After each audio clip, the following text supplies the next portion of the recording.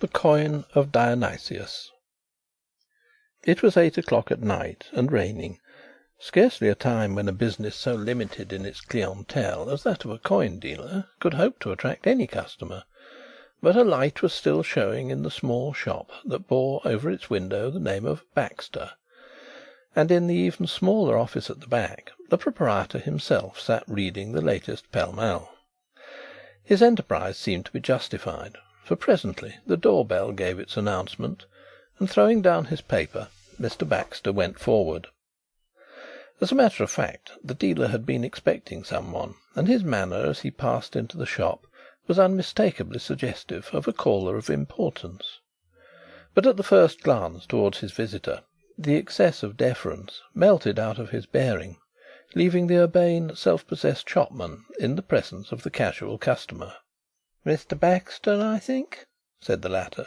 He had laid aside his dripping umbrella, and was unbuttoning overcoat and coat to reach an inner pocket. "You hardly remember me, I suppose? Mr. Carlyle. 2 years ago I took up a case for you." "To be sure. Mr. Carlyle, the private detective." "Inquiry agent," corrected Mr. Carlyle precisely. "Well," smiled Mr. Baxter, "for that matter I am a coin dealer and not an antiquarian or a numismatist. Is there anything in that way that I can do for you?" "Yes," replied his visitor. "It's my turn to consult you." He had taken a small wash leather bag from the inner pocket, and now turned something carefully out upon the counter. "What can you tell me about that?" The dealer gave the coin a moment's scrutiny. "There's no question about this," he replied. "It's the Sicilian tetradrachm of Dionysius." "Yes, I know that. I have it on the label out of the cabinet.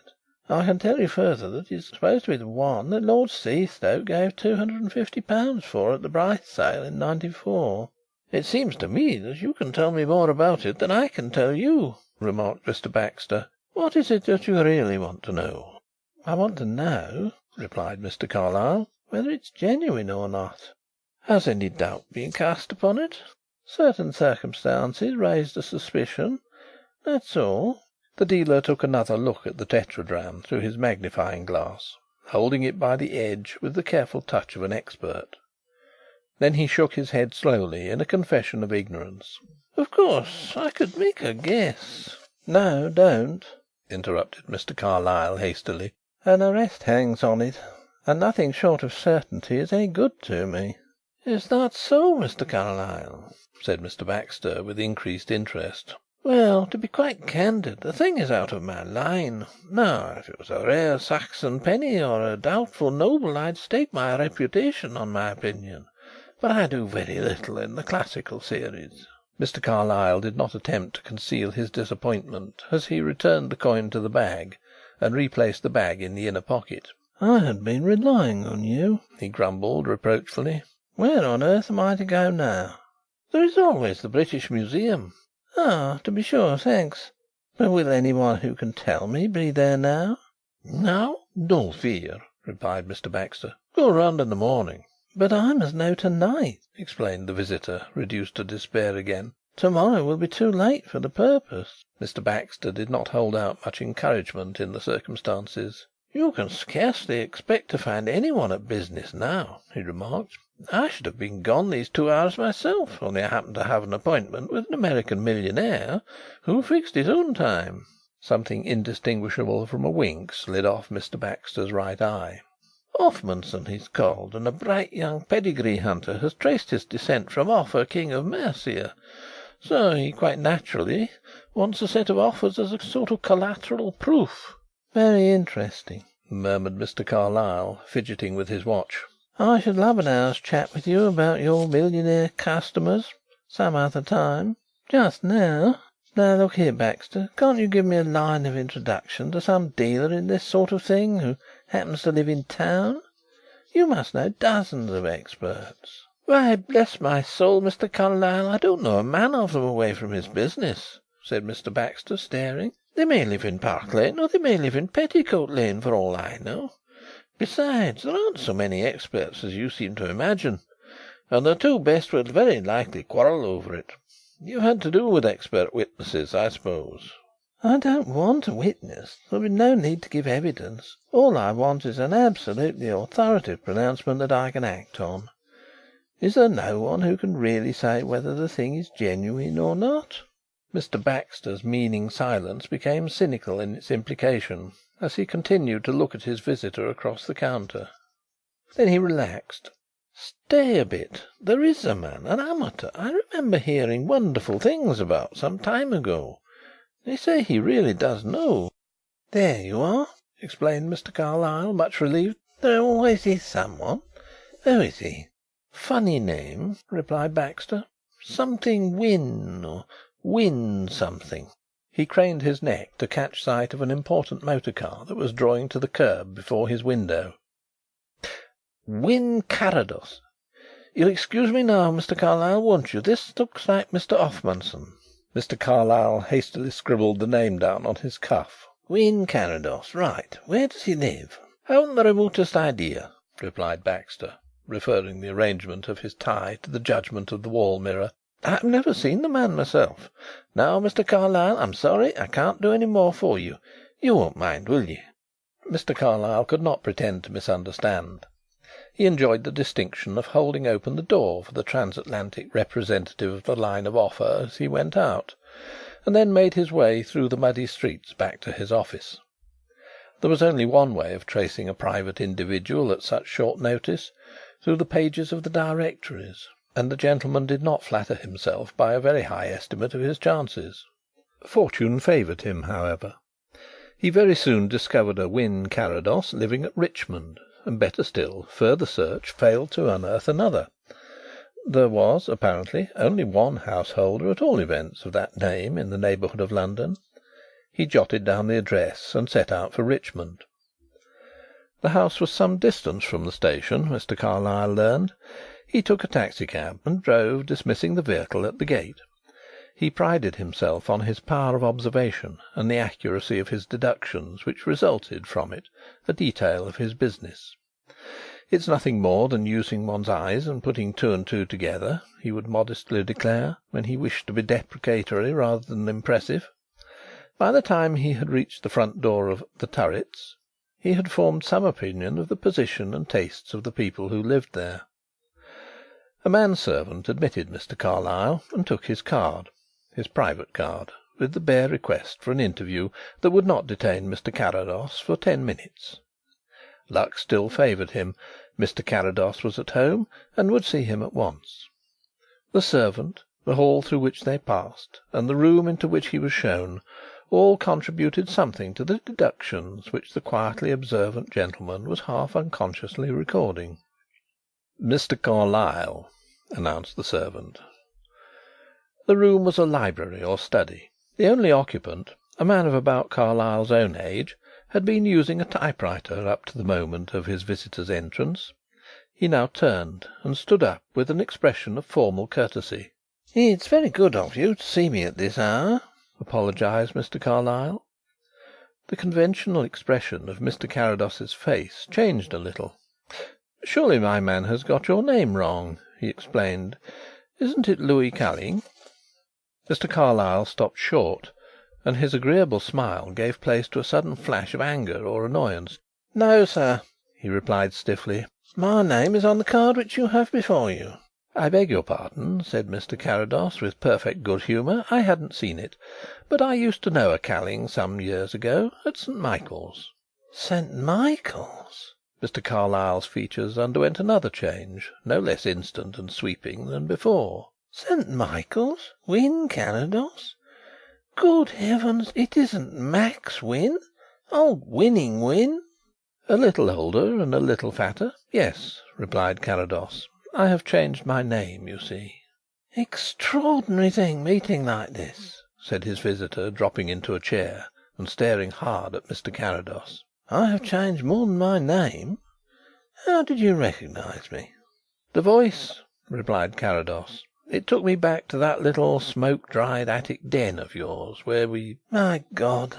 exclaimed Carlyle bitterly. "Don't remind me of what we were going to do in those days." He looked round the well-furnished, handsome room and recalled other signs of wealth that he had noticed.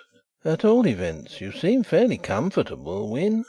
"I am alternately envied and pitied," replied Carrados, with a placid tolerance of circumstance that seemed characteristic of him. "Still, as you say, I am fairly comfortable." "Envied, I can understand. But why are you pitied?" "Because I am blind," was the tranquil reply. "Blind?" exclaimed Mr. Carlyle, using his own eyes superlatively. "Do you mean literally blind?" "Literally. I was riding along a bridle path through a wood about a dozen years ago with a friend. He was in front. At one point a twig sprang back. You know how easily a thing like that happens. It just flicked my eye. Nothing to think twice about." "And that blinded you?" "Yes, ultimately. It's called amaurosis." "I can scarcely believe it. You seem so sure and self reliant. Your eyes are full of expression, only a little quieter than they used to be. I believe you were typing when I came. Aren't you having me?" "You miss the dog and the stick?" smiled Carrados. "No, it's a fact." "What an awful affliction for you, Max. You were always such an impulsive, reckless sort of fellow, never quiet. You must miss such a fearful lot." "Has anyone else recognized you?" asked Carrados quietly. "Ah, that was the voice, you said," replied Carlyle. "Yes, but other people hear the voice as well. Only I had no blundering, self confident eyes to be hoodwinked." "That's a rum way of putting it," said Carlyle. "Are your ears never hoodwinked, may I ask?" "Not now. Nor my fingers. Nor any of my other senses that have to look out for themselves." "Well, well," murmured Mr. Carlyle, cut short in his sympathetic emotions. "I'm glad you take it so well. Of course, if you find it an advantage to be blind, old man " He stopped and reddened. "I beg your pardon," he concluded stiffly. "Not an advantage, perhaps," replied the other thoughtfully. "Still, it has its compensations that one might not think of. A new world to explore, new experiences, new powers awakening, strange new perceptions, life in the fourth dimension. But why do you beg my pardon, Louis?" "I'm an ex solicitor, struck off in connection with the falsifying of a trust account, Mr. Carrados," replied Carlyle, rising. "Sit down, Louis," said Carrados suavely. His face, even his incredibly living eyes, beamed placid good nature. "The chair on which you will sit, the roof above you, all the comfortable surroundings to which you have so amiably alluded, are the direct result of falsifying a trust account. But do I call you Mr. Carlyle in consequence? Certainly not, Louis." "I did not falsify the account," cried Carlyle hotly. He sat down, however, and added more quietly: "But why do I tell you all this? I've never spoken of it before." "Blindness invites confidence," replied Carrados. "We are out of the running. Human rivalry ceases to exist. Besides, why shouldn't you? In my case the account was falsified." "Of course that's all bunkum, Max," commented Carlyle. "Still, I appreciate your motive." "Practically everything I possess was left to me by an American cousin, on the condition that I took the name of Carrados. He made his fortune by an ingenious conspiracy of doctoring the crop reports and unloading favourably in consequence, and I need hardly remind you that the receiver is equally guilty with the thief." "But twice as safe. I know something of that, Max. Have you any idea what my business is?" "You shall tell me," replied Carrados. "I run a private inquiry agency. When I lost my profession I had to do something for a living. This occurred. I dropped my name, changed my appearance, and opened an office. I knew the legal side down to the ground, and I got a retired Scotland Yard man to organise the outside work." "Excellent!" cried Carrados. "Do you unearth many murders?" "No," admitted Mr. Carlyle. "Our business lies mostly on the conventional lines among divorce and defalcation." "That's a pity," remarked Carrados. "Do you know, Louis, I always had a secret ambition to be a detective myself. I have even thought lately that I might still be able to do something at it if the chance came my way. That makes you smile?" "Well, certainly the idea." "Yes, the idea of a blind detective, the blind tracking the alert." "Of course, as you say, certain facilities are no doubt quickened," Mr. Carlyle hastened to add considerately. "But seriously, with the exception of an artist, I don't suppose there is any man who is more utterly dependent on his eyes." Whatever opinion Carrados might have held privately, his genial exterior did not betray a shadow of dissent. For a full minute he continued to smoke, as though he derived an actual visual enjoyment from the blue sprays that travelled and dispersed across the room. He had already placed before his visitor a box containing cigars of a brand which that gentleman keenly appreciated but generally regarded as unattainable, and the matter-of-fact ease and certainty with which the blind man had brought the box and put it before him had sent a questioning flicker through Carlyle's mind. "You used to be rather fond of art yourself, Louis," he remarked presently. "Give me your opinion of my latest purchase, the bronze lion on the cabinet there." Then, as Carlyle's gaze went about the room, he added quickly, "No, not that cabinet. The one on your left." Carlyle shot a sharp glance at his host as he got up, but Carrados's expression was merely benignly complacent. Then he strolled across to the figure. "Very nice," he admitted. "Late Flemish, isn't it?" "No, it's a copy of Vidal's Roaring Lion." "Vidal?" "A French artist." The voice became indescribably flat. "He also had the misfortune to be blind, by the way." "You old humbug, Max!" shrieked Carlyle. "You've been thinking that out for the last 5 minutes." Then the unfortunate man bit his lip and turned his back towards his host. "Do you remember how we used to pile it up on that obtuse ass Saunders and then roast him?" asked Carrados, ignoring the half smothered exclamation with which the other man had recalled himself. "Yes," replied Carlyle quietly. "This is very good," he continued, addressing himself to the bronze again. "However did he do it?" "With his hands." "Naturally. But I mean, how did he study his model?" "Also with his hands. He called it seeing near." "Even with a lion? Handled it?" "In such cases he required the service of a keeper who brought the animal to bay while Vidal exercised his own particular gifts. You don't feel inclined to put me on the track of a mystery, Louis?" Unable to regard this request as anything but one of old Max's unquenchable pleasantries, Mr. Carlyle was on the point of making a suitable reply, when a sudden thought caused him to smile knowingly. Up to that point he had indeed completely forgotten the object of his visit. Now that he remembered the doubtful Dionysius and Baxter's recommendation, he immediately assumed that some mistake had been made. Either Max was not the Wynn Carrados he had been seeking, or else the dealer had been misinformed, for although his host was wonderfully expert in the face of his misfortune, it was inconceivable that he could decide the genuineness of a coin without seeing it.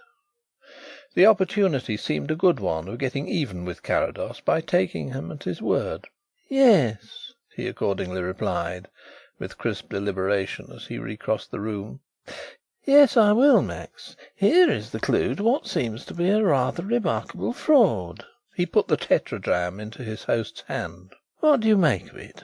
For a few seconds Carrados handled the piece with the delicate manipulation of his finger tips, while Carlyle looked on with a self-appreciative grin. Then, with equal gravity, the blind man weighed the coin in the balance of his hand. Finally he touched it with his tongue. "Well?" demanded the other.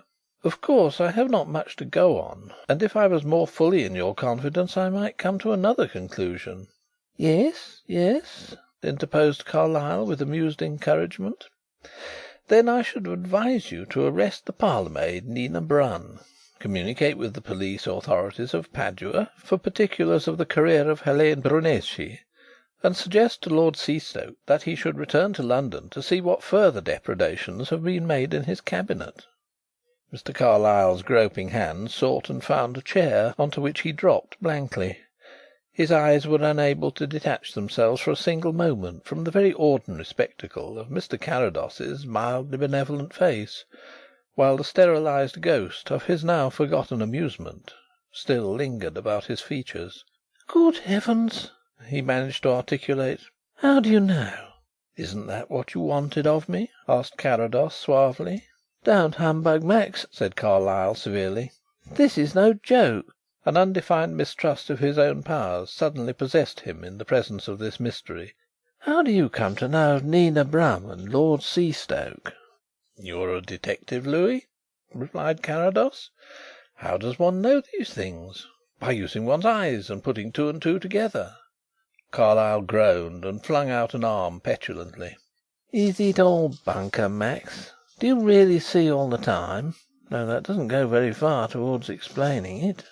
"Like Vidal, I see very well at close quarters," replied Carrados, lightly running a finger along the inscription on the tetradrachm.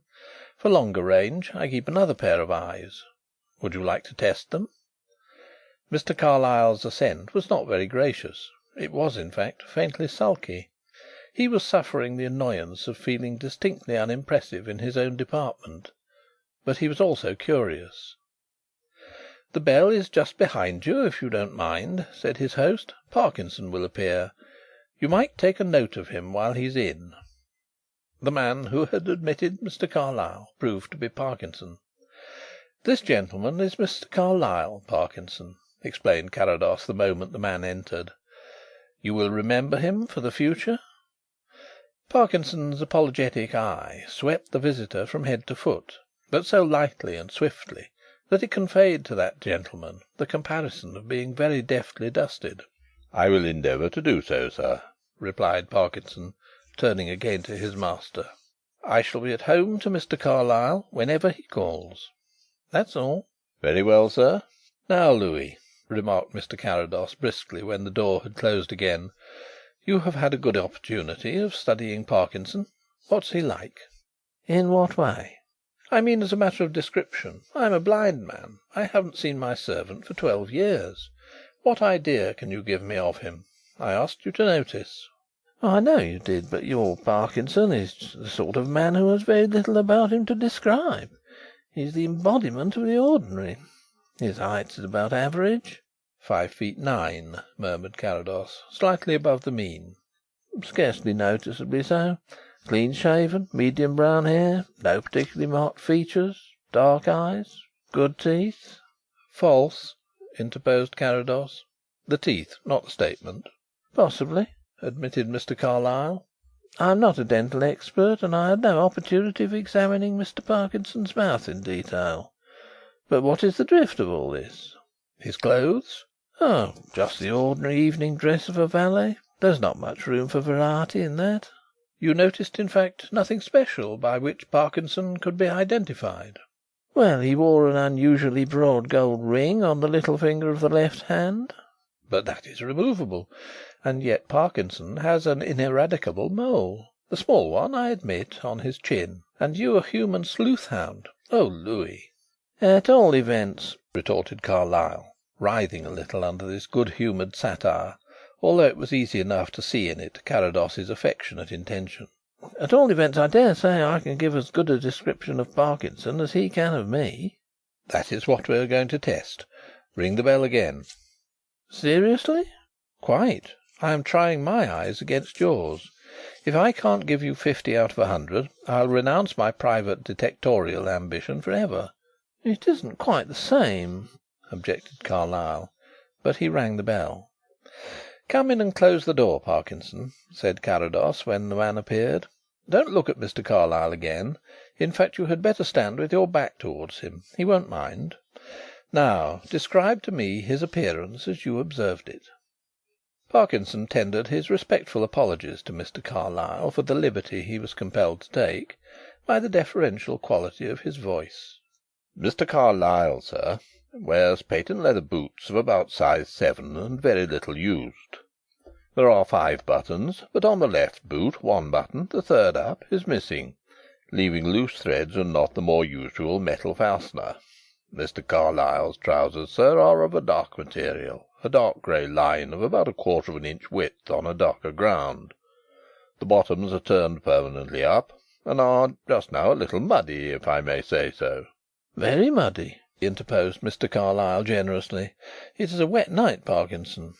"Yes, sir. Very unpleasant weather. If you'll allow me, sir, I will brush you in the hall. The mud is dry now, I notice.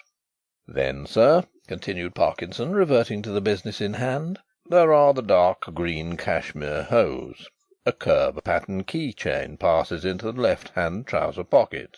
From the visitor's nether garments the photographic-eyed Parkinson proceeded to higher ground, and with increasing wonder Mr. Carlyle listened to the faithful catalogue of his possessions. His fetter and link albert of gold and platinum was minutely described. His spotted blue ascot with its gentlemanly pearl scarf-pin was set forth, and the fact that the button-hole in the left lapel of his morning coat showed signs of use was duly noted. What Parkinson saw he recorded, but he made no deductions. A handkerchief carried in the cuff of the right sleeve was simply that to him, and not an indication that Mr. Carlyle was, indeed, left-handed. But a more delicate part of Parkinson's undertaking remained. He approached it with a double cough. "As regards Mr. Carlyle's personal appearance, sir." "No, enough," cried the gentleman concerned hastily. "I am more than satisfied. You are a keen observer, Parkinson." "I have trained myself to suit my master's requirements, sir," replied the man. He looked towards Mr. Carrados, received a nod, and withdrew. Mr. Carlyle was the first to speak. "That man of yours would be worth £5 a week to me, Max," he remarked thoughtfully. "But of course "I don't think that he would take it," replied Carrados in a voice of equally detached speculation. "He suits me very well. But you have the chance of using his services indirectly."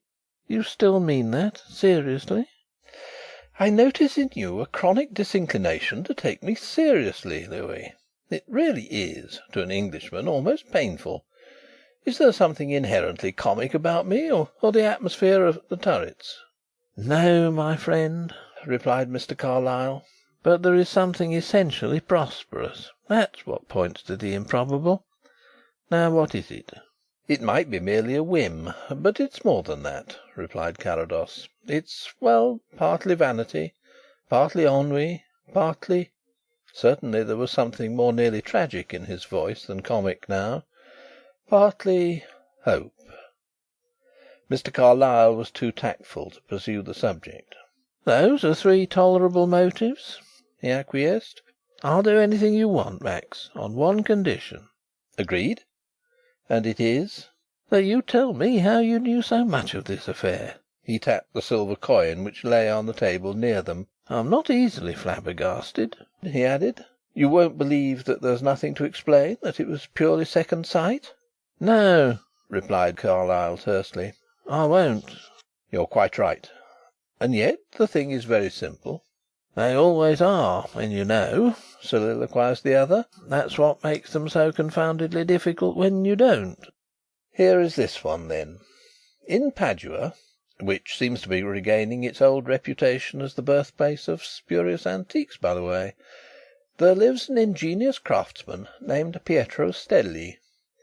This simple soul, who possesses a talent not inferior to that of Cavino at his best, has for many years turned his hand to the not unprofitable occupation of forging rare Greek and Roman coins. As a collector and student of certain Greek colonials, and a specialist in forgeries, I have been familiar with Stelli's workmanship for years. Latterly he seems to have come under the influence of an international crook called, at the moment, Dompierre, who soon saw a way of utilizing Stelli's genius on a royal scale. Hélène Brunesi, who in private life, and really is, I believe, Madame Dompierre, readily lent her services to the enterprise." "Quite so," nodded Mr. Carlyle, as his host paused. "You see the whole sequence, of course?" "Not exactly. Not in detail," confessed Mr. Carlyle. "Dompierre's idea was to gain access to some of the most celebrated cabinets of Europe, and substitute Stelli's fabrications for the genuine coins. The princely collection of rarities that he would thus amass might be difficult to dispose of safely, but I have no doubt that he had matured his plans. Hélène, in the person of Nina Brun, an anglicised French parlour maid, a part which she fills to perfection, was to obtain wax impressions of the most valuable pieces, and to make the exchange when the counterfeits reached her.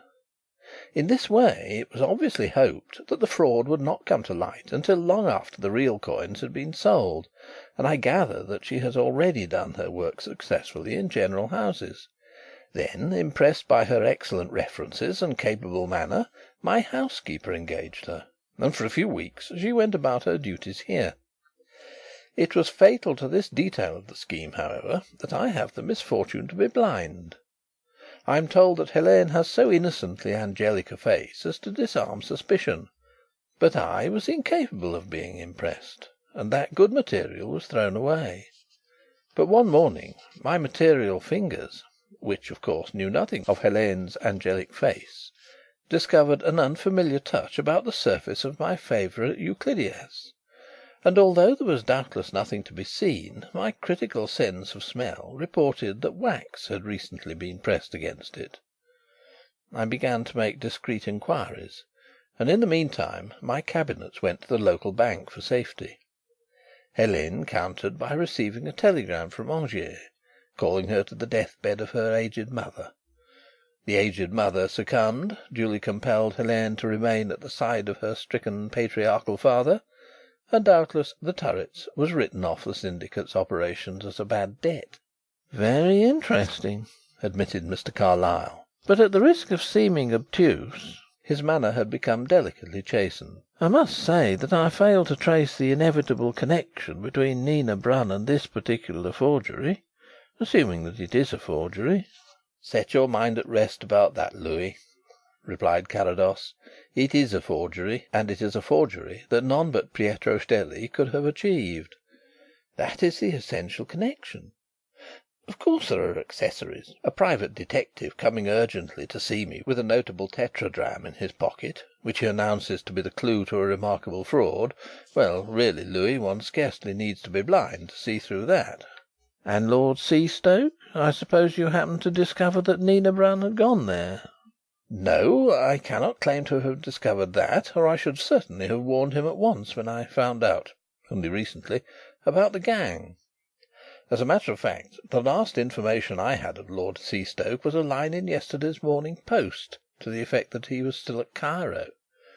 But many of these pieces," he brushed his finger almost lovingly across the vivid chariot race that embellished the reverse of the coin, and broke off to remark: "You really ought to take up the subject, Louis. You have no idea how useful it might prove to you some day." "I really think I must," replied Carlyle grimly. £250 the original of this one cost, I believe." "Cheap, too. It would make £500 in New York to day. As I was saying, many are literally unique. This gem by Kimon is here is his signature, you see. Peter is particularly good at lettering. And as I handled the genuine tetradrachm about 2 years ago, when Lord Seastoke exhibited it at a meeting of our society in Albemarle Street, there is nothing at all wonderful in my being able to fix the locale of your mystery. Indeed, I feel that I ought to apologize for it all being so simple." "I think," remarked Mr. Carlyle, critically examining the loose threads on his left boot, "that the apology on that head would be more appropriate from me."